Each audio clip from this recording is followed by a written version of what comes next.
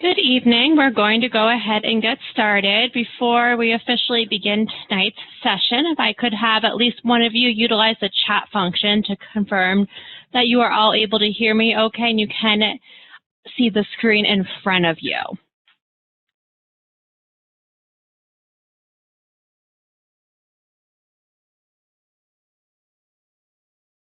Great. Thank you, Rose. Can you also see the screen in front of you? Perfect. Thank you so much, Alex. I appreciate the feedback. I want to go ahead and get started on tonight's virtual information session on how to afford your Doctor of Pharmacy education. This will be about an hour session, probably more like 45 minutes to 1 hour. I will leave time at the end of tonight's session to address any questions that were not answered during the virtual session. However, as questions arise, do feel free to utilize that chat function that a few of you just chimed in on. I will receive notifications as those chats come through, and if they are pertinent to what I am covering, I will make sure to address those as those questions come through. If I don't get to your question, I will address those at the end of the presentation. That's kind of what the rules and expectations are of this virtual session. So I want to thank you once again for being here with me tonight. I hope you'll find this information beneficial. My name is Melissa Ruggiero. I've been in contact with many of you along the way through the application process and through that entire admissions process. I know some of you on here are currently going through the process of applying, others are in the process of interviewing, others have just been accepted and are making plans to join our Doctor of Pharmacy program for fall 2020. I have also included the name of the financial aid counselor, that is James Caesar. I'll include his contact information at the conclusion of this session. If you have been accepted and have any detailed questions that perhaps I am not able to answer for you, you are more than welcome to connect with James as well. He is your dedicated financial aid counselor. He works with all of our incoming and current Doctor of Pharmacy students here at Regis University. I myself have worked with students over the past couple of years and getting started in our pharmacy program, so I'm very familiar with how financial aid works and what the overall cost of attendance looks like. So I am also a great resource for you. I'm going to start off tonight's session by providing a quick overview of Regis University and our mission. We'll then talk about what your total investment looks like, and following that, we'll be reviewing those financing options. So what sort of options are available to help finance your education, reviewing scholarships, grant, and loan options.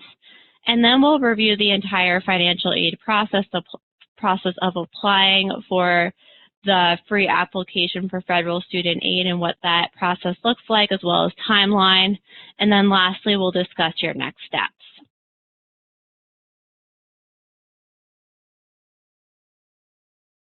I know many of you at this point are familiar with Regis University as a whole, but I do want to review that information with you in a little bit further. Regis University is a private nonprofit Jesuit institution. We were founded in 1877 and we're located in Denver, Colorado, about 10 minutes north from downtown in the northwest area of Denver in a neighborhood referred to as Berkeley. And being a Jesuit university, we exemplify the 500-year-old Jesuit tradition of academic rigor, intellectual exchange, and faculty commitment to each individual student's success and personal development with nearly 70,000 alumni. Other Jesuit institutions which you may be familiar with include Georgetown, Boston College, Creighton, Xavier, the four Loyola universities, among others. We are one of 27 Jesuit universities. Regis University and Creighton are the two Jesuit schools that have their own school of pharmacy. In reviewing the Jesuit, that Jesuit education, that really aligns with our mission of who we are as a university, and which is also coincides with the mission of our School of Pharmacy, which is to educate men and women to become exceptional and socially responsible pharmacists. We commit to the Jesuit tradition of a values-centered education, which focuses on personal development and leadership in the service of others, including the underserved. So an area where this is exemplified in our School of Pharmacy is the service learning that all of our students are going through. So in addition to the clinical rotations that they take part in, as well as all of their on-campus coursework, they are also taking part in service learning, which allows for them to work with populations different from their own, including the underserved, to better become a more well-rounded healthcare practitioner and be more understanding of those various populations for when they go out into the field and are practicing as a pharmacist. And so what this looks like is in one's first year, students are helping out in local elementary schools. They are assisting in their after-school programs and educating children on health and nutrition. In their second year, they're working with the elderly. And then in their third year, they get to choose a population of their own choosing to assist with, and that might consist of working with a nonprofit organization that they may be very passionate about.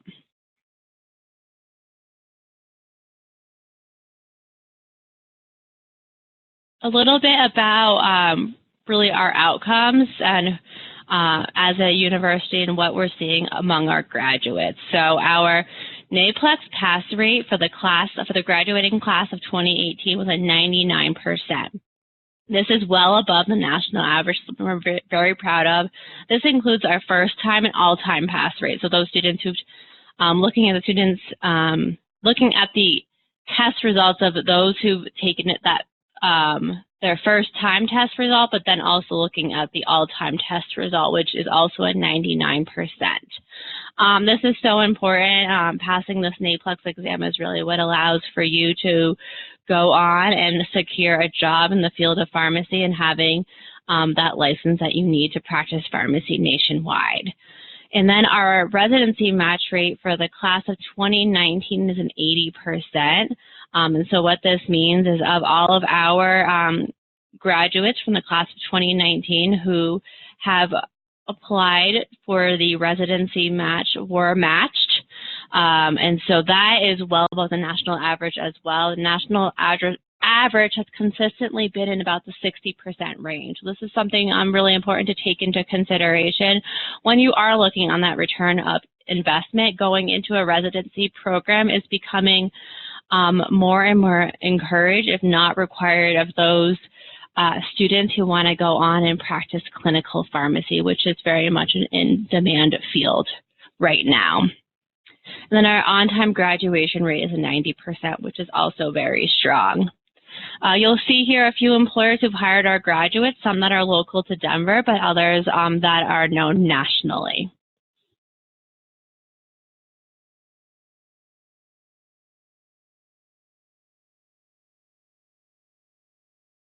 All right, so looking at some additional other outcomes, but more specific to the field of pharmacy.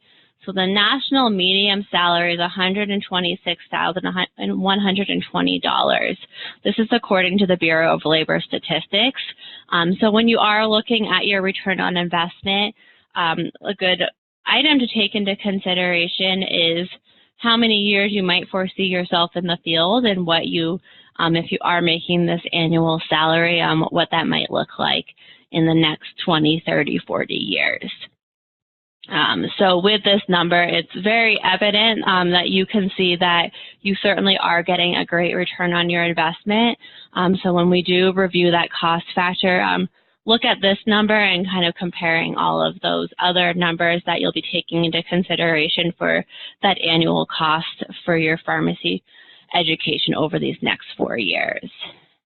And pharmacy as a whole has definitely received some strong ratings. It has been rated among the top 20 jobs for getting ahead in 2018 by Forbes, which shows that there are definitely areas of really great opportunities in this field.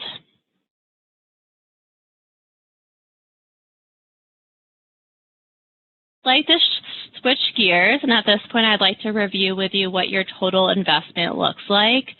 And then these cost breakdowns are based on the tuition cost for the 2019-2020 academic year, these numbers really have not varied over the past couple of years, and they've been consistent with what you're currently seeing on that screen in front of you. We really base on our tuition on a per credit hour cost. That per credit hour cost is $1,095 per credit hour. Our entire program is 150 credits.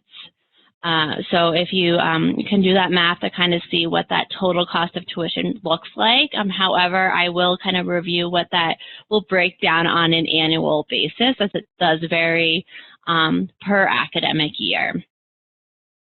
And as you'll see, we really have very few added required fees on top of this per credit hour cost. So this per credit hour cost is really what bases your cost of tuition. We really don't have many additional fees on top of that cost. I'm going to review some of these fees with you. Some of these fees are optional, others are required. There is a optional parking fee, which you can pay $200 per semester to have a parking permit, which essentially allows for you to park on campus every day of the week without having to pay a daily parking rate. And it allows for you to park on one of our designated lots on campus. There is a required student activities fee that is a per semester cost of $25. That cost really gives you access to all of the amenities on campus. That includes access to our printing dollars, where you can print at any of our computers in any of our buildings on campus, access to the gym, access to a lot of the services, so our tutoring center, as well as our Center for Career and Professional Development, where you can receive career advice, help with resumes and job searches and things like that. But it really gives you access to all of those buildings on campus. There's an annual cost of $57 to complete your annual background check and drug screening. This will be completed over the summer prior to matriculating in our program for those who have been accepted or going through the process of applying for fall 2020, and then you'll renew that each academic year. So at the end of every academic year, you'll renew that over the summer. Compliance is $22 annually, and this is a portal that we use as a third-party provider, which essentially tracks the completion and progress of all of your compliance items. So that's something that our students are renewing annually. Our book cost is relatively limited, and that's really because of our integrated curriculum, where a lot of what our students are learning is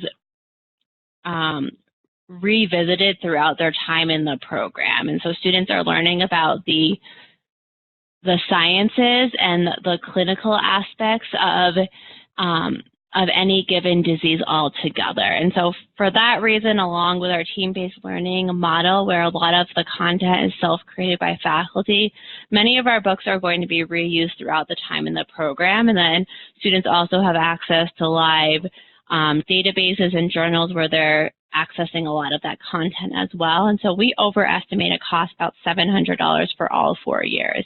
And I have spoken to many students that are paying significantly less than that $700 cost. So just something to keep in mind. Health insurance is required if you don't have your own plan. It's just required that you are insured in the state of Colorado. So the cost annually is $3,814. That can be waived with proof of your own health insurance, and there really are no requirements around that. And then there's the $50 application fee. So looking at this, really the only required fees that are you'll want to take into consideration are going to be your student activity fee, your background check and drug screening, and then your compliance account that you're renewing annually. So very limited fees. Another cost you'll want to take into consideration is living expenses. This is certainly going to be more pertinent for those of you who are not local to Colorado and are going to be making those arrangements to move across country or the next state over. And so these are really average costs, and these costs can vary significantly. So based off of research that I've done, the cost of a studio apartment in the Denver, Aurora, Lakewood metro area is $902. I'm confident that you can certainly find something lower than this, especially if you're open to living with roommates. We do have students that are living in the Berkeley neighborhood where Regis is located, or in some of our suburbs to either the north or the west. Those suburbs to the west would include Arvada, Wheat Ridge, and then some parts of Lakewood. And then our suburbs to the north would include Westminster and Thornton. And if you are open to living with roommates, I certainly think that you can find an annual or a rent cost lower than that $900 mark. So it's really just, and we provide all sorts of resources to help our incoming students in finding those housing options that best align with their budget. So it's a matter of just doing some of your research on your end to see what you are able to find. We do have an estimated cost about $400 monthly for food, $200 for transportation, then utility and internet about $181. These are all estimated costs, so these can of course vary really depending on where you're living, what your transportation options are. We do recommend that many of our students, the majority of our students, have access to a vehicle for them to get to and from campus. If you live close enough to campus, then that wouldn't be a concern, but you will need some way of getting to your clinical rotations. We do have the RTD line, so the light rail and bus system that can allow for you to get through to various parts of Denver, but you may not solely want to rely on that, really depending on where you might be placed for some of those clinical rotations, and those kick in the start of your second semester of your first year.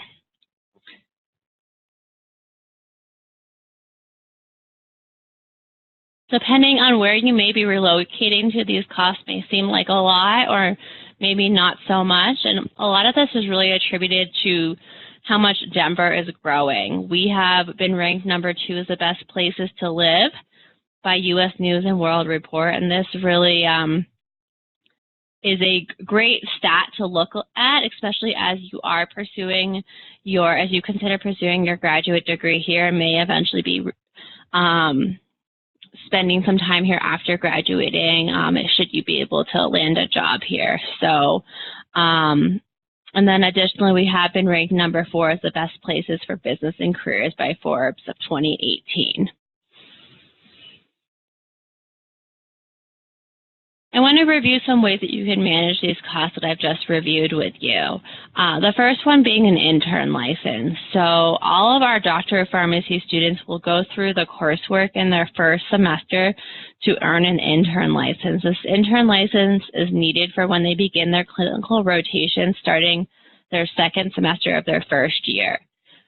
Most students are awarded this intern license about halfway through their with this intern license, they can work at a community or a hospital pharmacy at a higher pay grade than a pharmacy technician. So, and then a lot of the pharmacies in the surrounding areas are very flexible with students, and they're able to work with them and maybe in finding flexible hours that align with their class schedules and wouldn't conflict with those class schedules. And so students may work anywhere from 5 to 10 hours during the school year and then pick up additional shifts over the summer and during some of their breaks. There are other opportunities for work as well outside of working at a pharmacy as an intern. Pharmacy students are eligible for work-study opportunities, and those can be found on our classified section on Regis Today, and those are resources that would be granted access following your acceptance and your deposit. And at that point, you would be considered a student. You can look into what those options might look like, but anything available for fall won't be posted yet. But other students may have jobs of their own that they are continuing with if they can be flexible enough. Our class schedule, it's really expected that you are going to be in class or on campus Monday through Friday, typically from the hours about 9 to 10 in the morning until about 4 to 5, and anywhere from about 3 to 5 in the afternoon. So you do need to have a flexible schedule, and we don't always recommend that you work that first semester. You may want to use that first semester to get your feet wet and really adjust to the schedule and determining if you can manage a job on top of all of the schoolwork. But I would say there are students that may work as little as 5 to 10 hours a week, and then some who may work 20 to 30 hours. It really is just going to depend on how you're able to manage your time. Roommates, that's another way to help manage the cost of living. If you are open to roommates, your rent is going to be significantly less. As you saw on the previous slide, it's about $900 for a studio apartment. If you are open to living with 1, 2, 3 roommates, that's going to bring down your cost significantly. I talked about work study and then transportation. So if you are close enough to campus, you can certainly bike or walk to campus. That way you wouldn't need to worry about purchasing a parking permit. Alternatively, if you are living with one other pharmacy student or a few other pharmacy students, you can certainly carpool to campus. In doing this, you can share a parking permit among each of your vehicles. So each vehicle would be attached to the same parking permit, which would simply mean you could only have one car parked on campus at a time. So that $200 cost could be split among 2, 3, 4 of you, bringing down that parking cost significantly, as well as that gas cost. And then lastly, I do want to point out that if you do plan to drive to campus daily, but you don't want that parking permit, there are street parking options. You'll just want to be aware of any street parking signs and permit-only signs, so keep that all in consideration.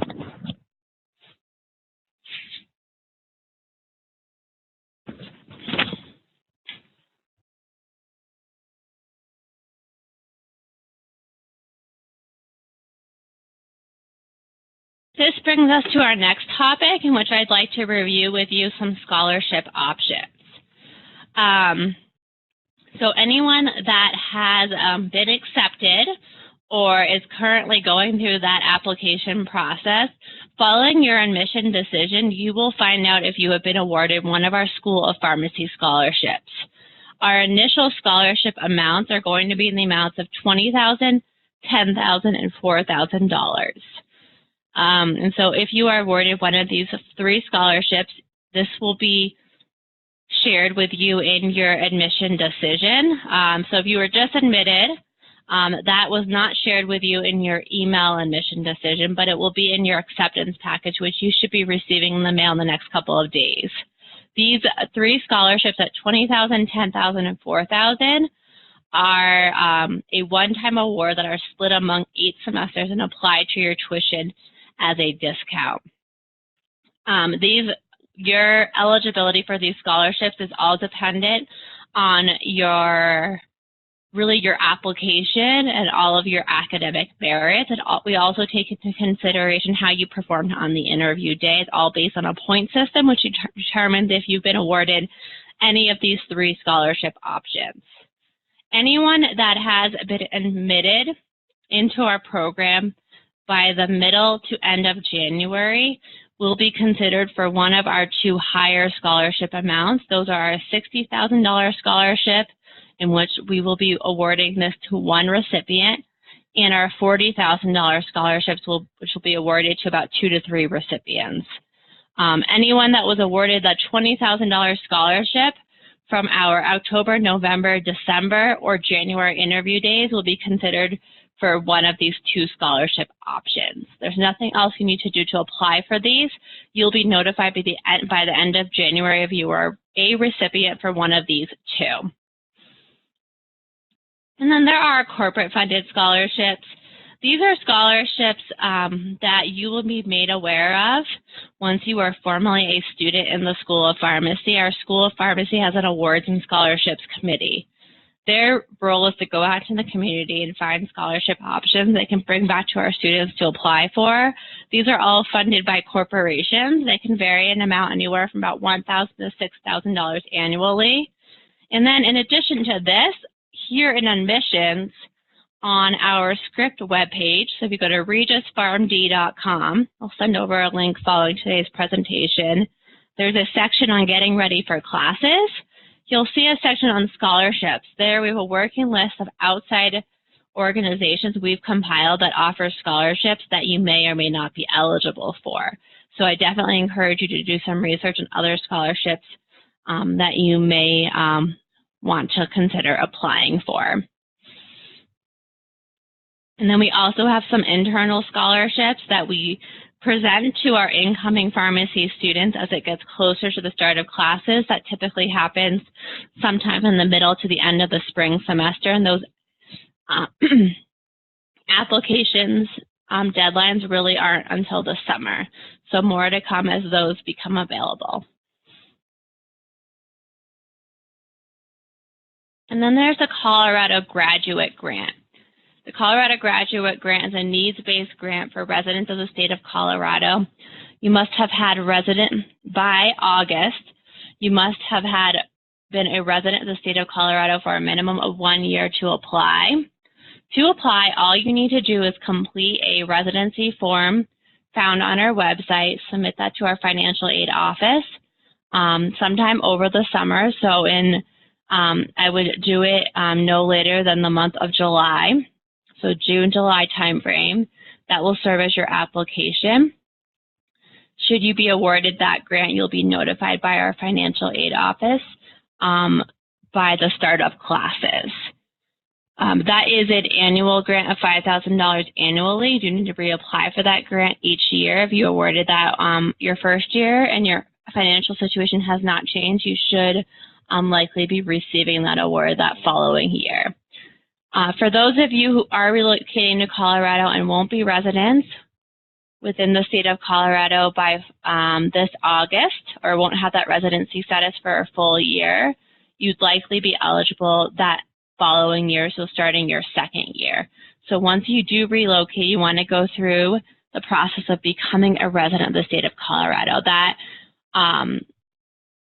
means getting a Colorado state driver's license, registering to vote in the state of Colorado, so you can have that residency status and apply for the Colorado Graduate Grant going into your second year.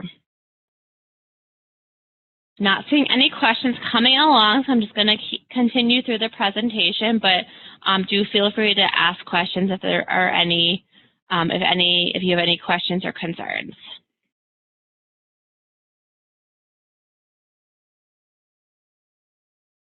What I'd like to do next is move on to loans and what those options look like.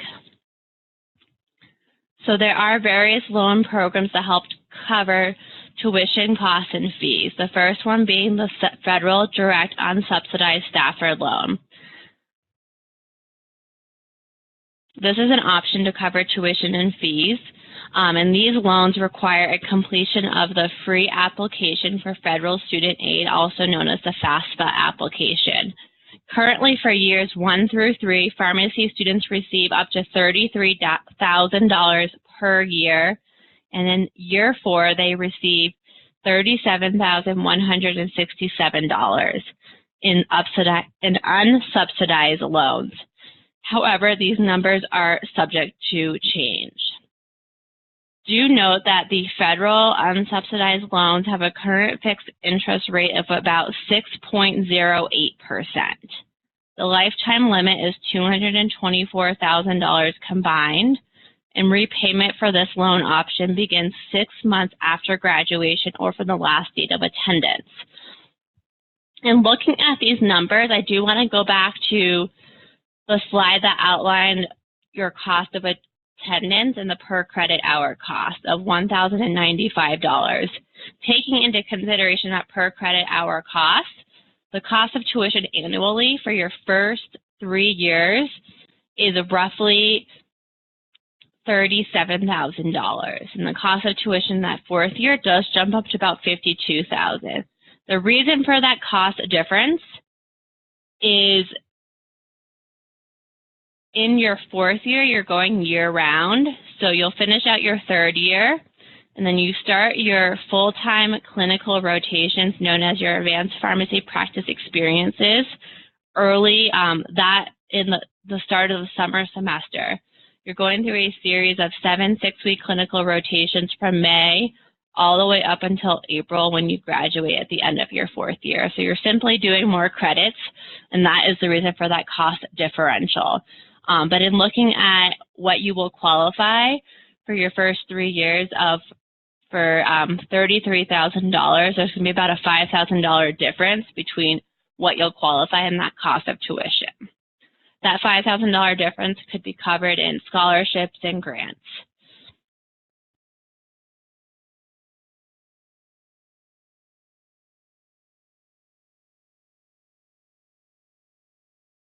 Okay, I see a question came through. I do want to address it. Someone has asked, what was the cost of tuition for the school year or the semester? So the cost of tuition for the entire year for your first 3 years is roughly $37,000. That's all based on the per credit hour cost of $1,095.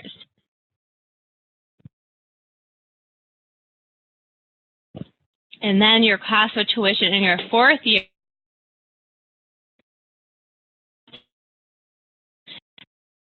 around in that 4th year.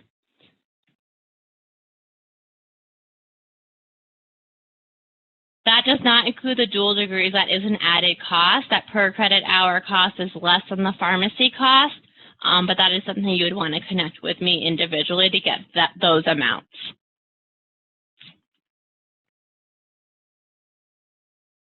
I'd like to move on to the next loan option, which is the Federal Direct Graduate Plus Loan. This is a credit-based graduate loan from the federal government. Generally, the federal unsubsidized loan does not cover all tuition and fees. Therefore, a Graduate Plus loan can be utilized to cover the difference or unmet costs of tuition and fees. It can also help cover living expenses.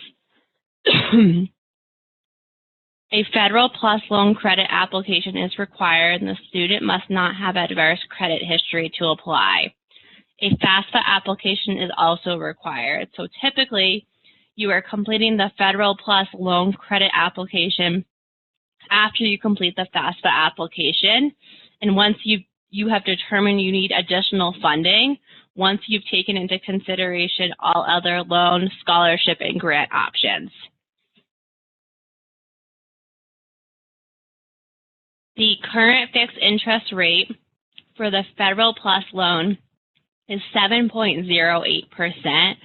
Repayment begins 6 months after graduation or from the last date of attendance.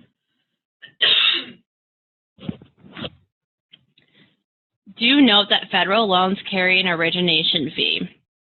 The origination fee are more or less like an administration fee. The origination fee for the unsubsidized loan is 1.059%, and the Graduate Plus loan origination fee is 4.236%. What this means to you, for every $1,000 of unsubsidized loans that you borrow, you are charged roughly $11. And for every $1,000 of the Graduate Plus loan that you borrow, you are charged roughly $43. The last option when it comes to loans are private student loans. These are not federal loans, but they're private, so you do not need to complete a FAFSA to be considered for these loans. These are credit-based loans, and interest rates can vary, so you must consult with your private lender to inquire on your interest rate. Private student loans can be utilized to cover the difference or unmet costs of tuition, fees, and living expenses. Repayment begins 6 months after graduation or from the last date of attendance. No, Regis does not have recommended private student loan options, but you can check with banks or credit unions to help find options that may be available for you.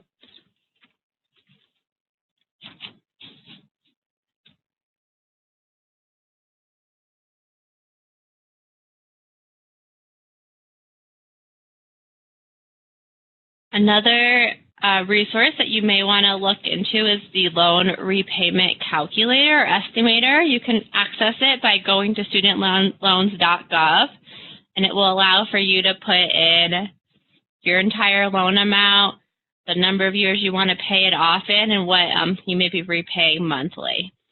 So that's a really great resource for you when you're determining how much you would like to take out in loans.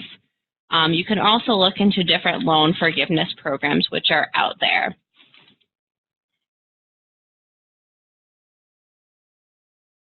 Now I'd like to go ahead and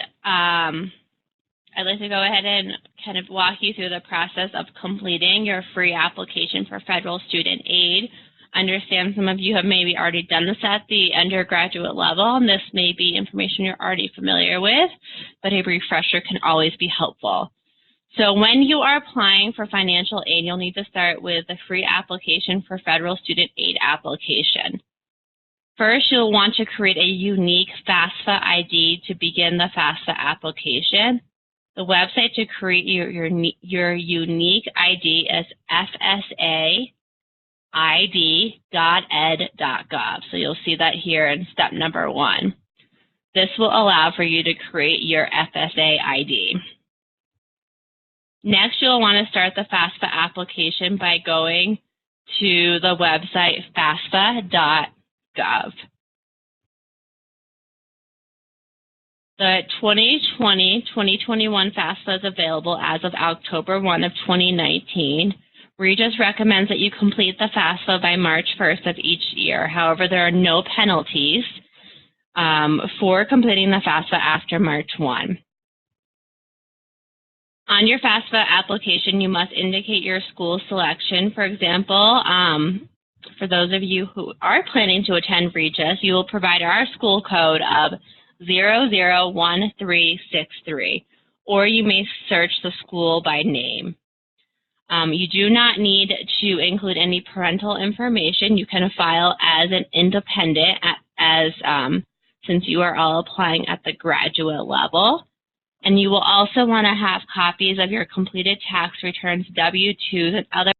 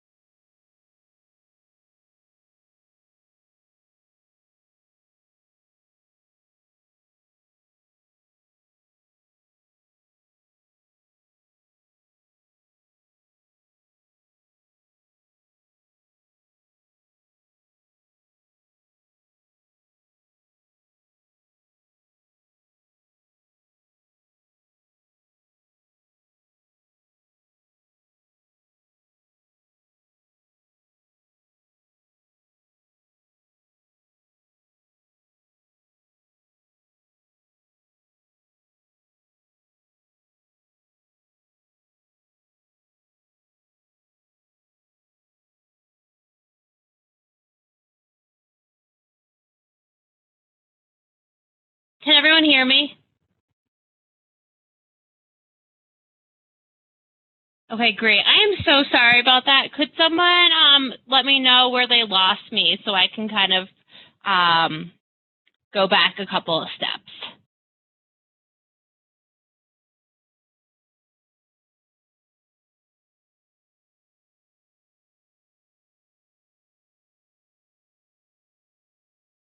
Okay, great. So I wasn't talking for too long until I saw your message come through. I'm not sure what happened. I somehow got disconnected on our phone system. So I do apologize. So once you have gone ahead and completed your FAFSA, you will want to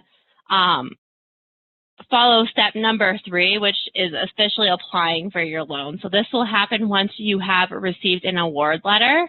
That award letter can be accessed through our financial aid portal, and that award letter will outline what your next steps look like. And that typically will consist of, you'll first of all need to accept your loans and the amount of which you'd like to take out. So that's more specific to your unsubsidized Stafford loan. You can accept that full $33,000 or a lesser of that amount. And in order for those loans to be dispersed and your financial aid to be complete on your end, you'll need to complete the entrance counseling and sign a master promissory note.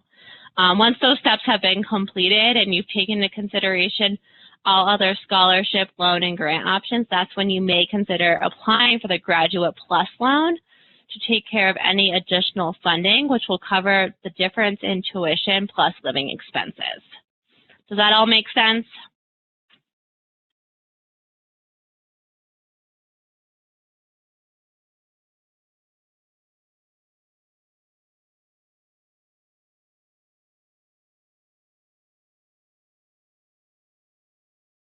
All right. I'm seeing some responses, so it sounds like you're all still following along.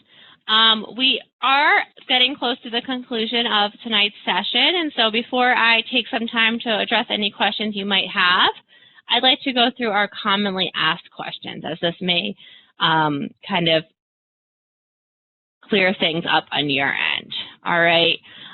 So the first one being, when should you fill out the FAFSA and which tax returns do you use? The 2020-2021 FAFSA is available now as of October 1st of 2019, and you'll want to use the 2018 federal tax return information to complete the 2020-2021 FAFSA. Can you use student loans to help pay for your living expenses?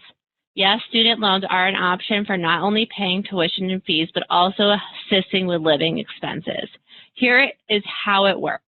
After all tuition and fees are satisfied and paid for by loans, any remaining loan amount in the excess of tuition is what a student will receive for the use of their living expenses in the form of a refund check. And that can also be dispersed to you through a direct payment, which sometimes is what we recommend to speed up the process. How long after you fill out the FAFSA and loan paperwork will you know the financial aid award package? After completion of the FAFSA, students are normally awarded their financial aid letter within 5 to 10 business days. This is once our awarding cycle has begun, which happens at the end of the academic year. So sometime in the middle of May to early June is when you should expect to see that financial aid award letter. If you are applying for your FAFSA now, you won't see that until the end of this upcoming academic year. If the awarding cycle has begun and you have not received it within 5 to 10 business days, you will want to contact the financial aid office for the FAFSA status updates. We do strongly encourage you to check your Regis email for any financial aid updates.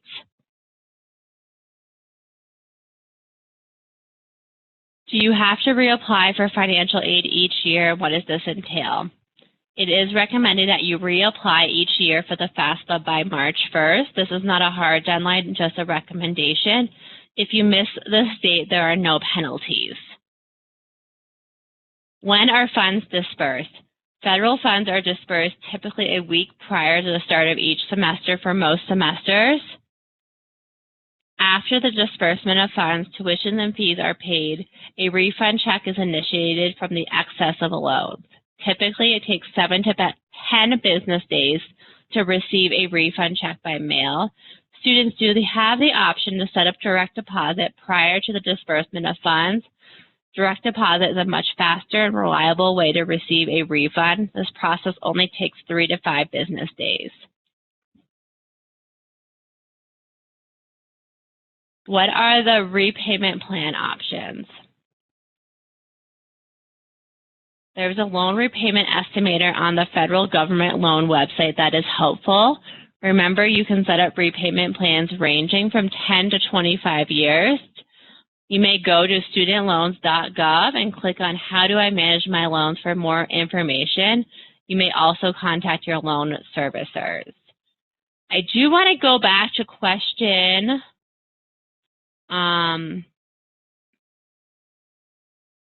number 3, which states how long after you fill out the FAFSA loan paperwork will you know your financial aid award package. I did mention your award letter isn't available until the end of the academic year. However, based off of the information shared, you should expect to receive up to $33,000 through the unsubsidized Stafford loan, and that is a fixed amount that really every incoming Doctor of Pharmacy student should be receiving as long as they have not maxed out on their graduate level loans, which typically is not the case. So you should expect that $33,000, and with that amount, you'll want to determine what other funding you may need to help cover that difference in tuition. For any concerns on the timing of that award or what you're going to be awarded, you can always connect with either myself or James Caesar, and his contact details is on the bottom of this slide. That is all I have for you this evening. I'm going to stick around for the next 10 minutes or so and address any further questions or concerns there might be. For everyone here this evening, you should expect to receive an email from me by the end of the week with some additional resources and a follow-up to tonight's presentation. Thank you so much for being here, and I will stick around to get those questions answered.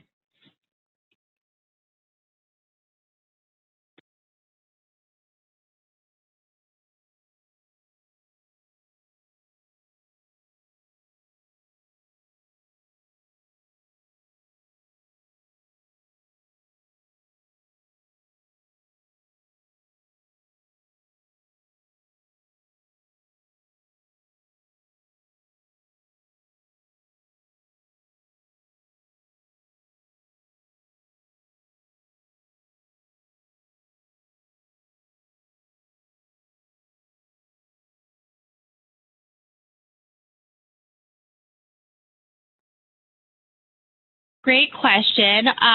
Since any graduate student can file as an independent, they do not need to use their parents' taxes, but instead they would use their own tax information. I do believe if you use your parents' taxes, it shouldn't penalize you, but you don't need to.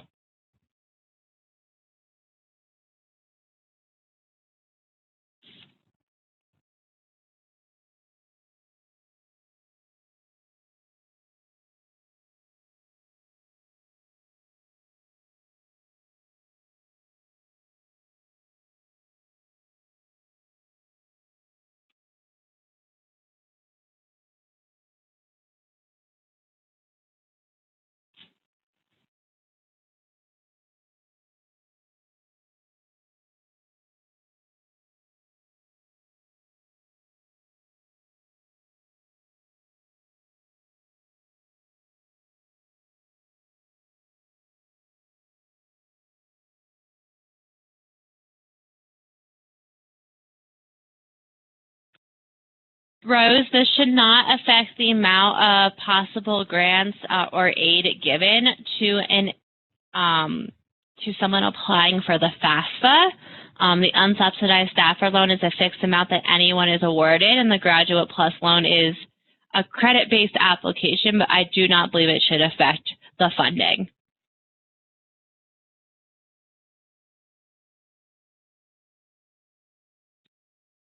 I did answer this earlier in the presentation, but I know I could have gotten lost with all the other information. The tuition per year is $37,000. That's based on the per tuition credit hour cost of $1,095. So it's $37,000 for years 1, 2, and 3 annually.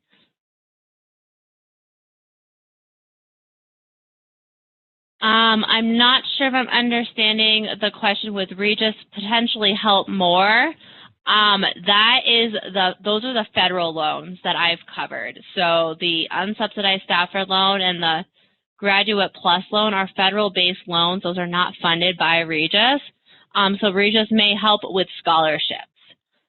So if we go back to the scholarship section, let me just go back to that slide.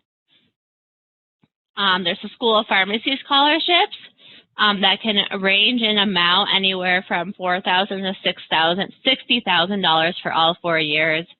And then there are corporate funded scholarships that students can apply for coming into the program or once they are officially students. And then there's also the Colorado Graduate Grant. So this is all free money that an applicant or incoming student may be eligible for. We also have additional internal Regis-specific scholarships that we will be sharing with students as it gets closer to the start.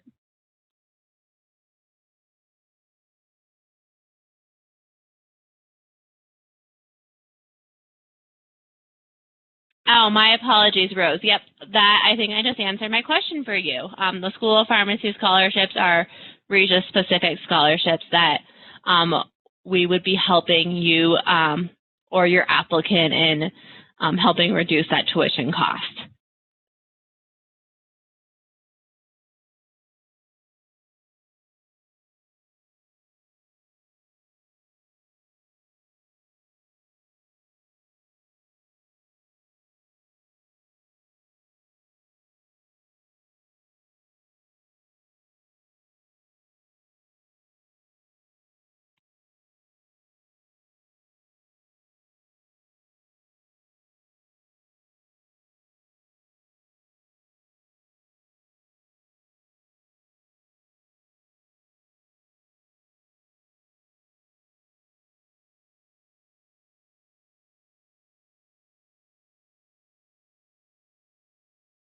What other questions do we have?